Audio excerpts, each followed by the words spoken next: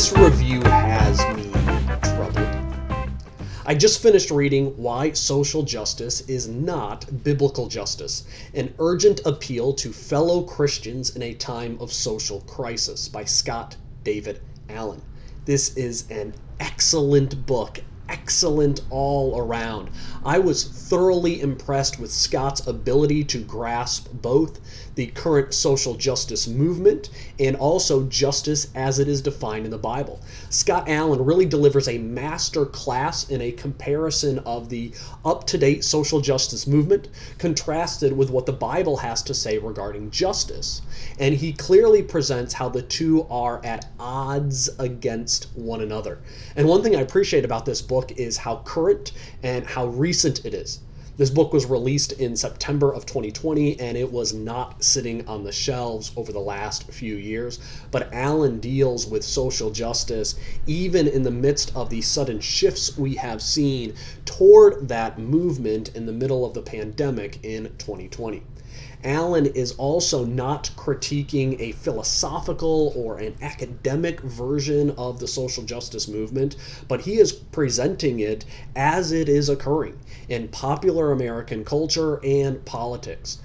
There really is nothing else in the market like this book. Live Not by Lies is another book that deals similarly with this topic, but it doesn't offer this same contrast between Christian principles on the one hand and then Marxist or critical theories on the other hand, and comparing the two, as you will find in Allen's book. It is a must read, and it's a must read not for later this year, not for 2022, not for several years down the road. It is a must read right now. And what troubles me is that I'm going to put this review out on YouTube, and it's going to struggle with only a few scattered, that we aren't going to see a lot of other people picking up this book and reading it and encouraging more people to read along. One other thing that has me concerned is that no one else has beat me to the punch and reviewed this book before me on YouTube, which usually is not the best sign. I believe that if this book was widely read, we would have dozens of reviews for this book online because it is both timely and it also runs right into the face of a lot of evangelicalism today. So much of evangelicalism is trying to mix social justice with biblical justice together, but they don't mix. They can't mix. Their roots are not just fundamentally different, but their roots are fundamentally in opposition and at war to one another. They are two different kingdoms, two different worldviews. But I'm afraid that most people just won't care enough about what is going on to read this book. I think in some ways we just have our heads in the sand, and we are like the people of Romania right after World War II. In Romania, when the Soviets rolled into town after the end of World War II, they saw the Soviet Union, they saw communism, they saw Marxism as a savior, as a deliverer, someone who would uplift the poor and create equity and equality in their society. When other people sounded the alarm bells of what the communists had done in Russia, most of the people in Romania said, it can't happen here. We'll never jail our religious leaders. We'll never imprison our journalists. Those who oppose communism, they're going to be just fine living under communism. What happened there can't happen here. And it did happen there.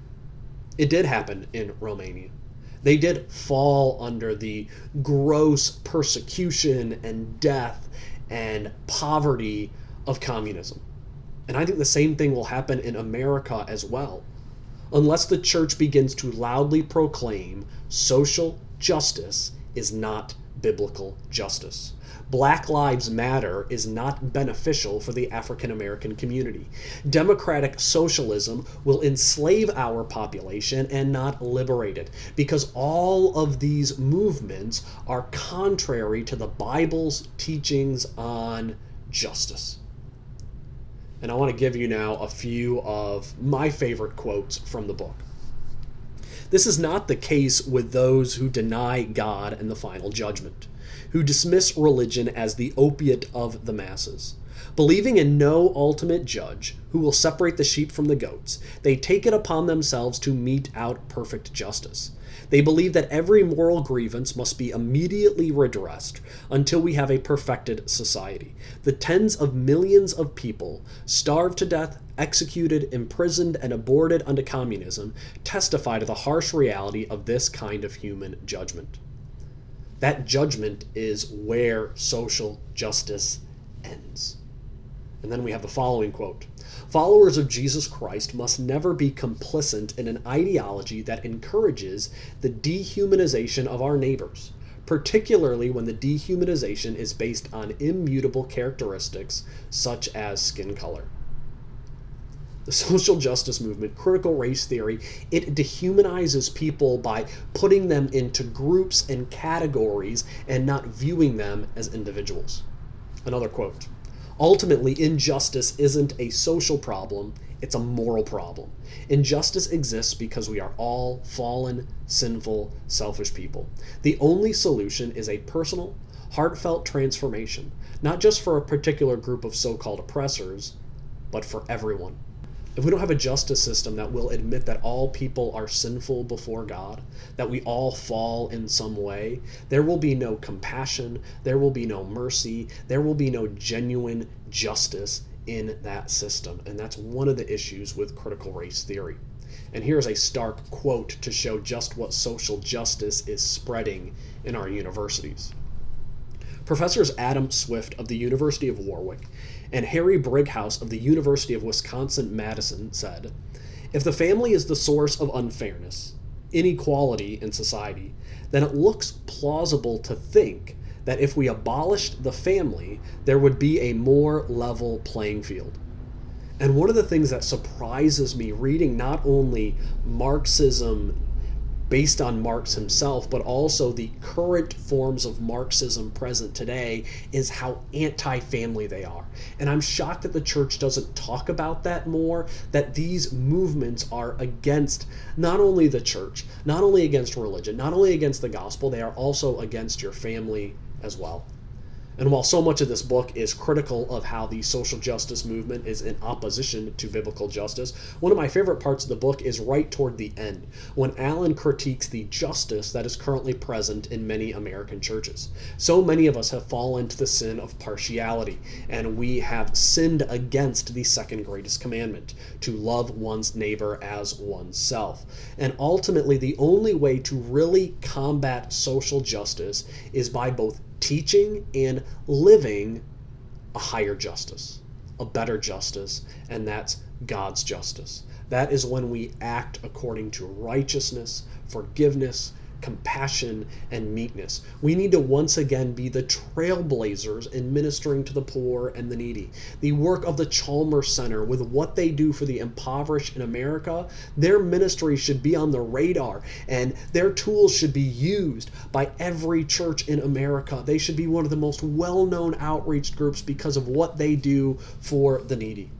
Since social justice and biblical justice cannot mix, we need to do a better job of living out our faith and showing the world what biblical justice really looks like.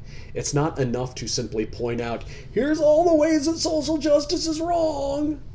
We must also live biblical justice in our outreach to the world. So I say you need to read Why Social Justice is Not Biblical Justice, an urgent appeal to fellow Christians in a time of social crisis.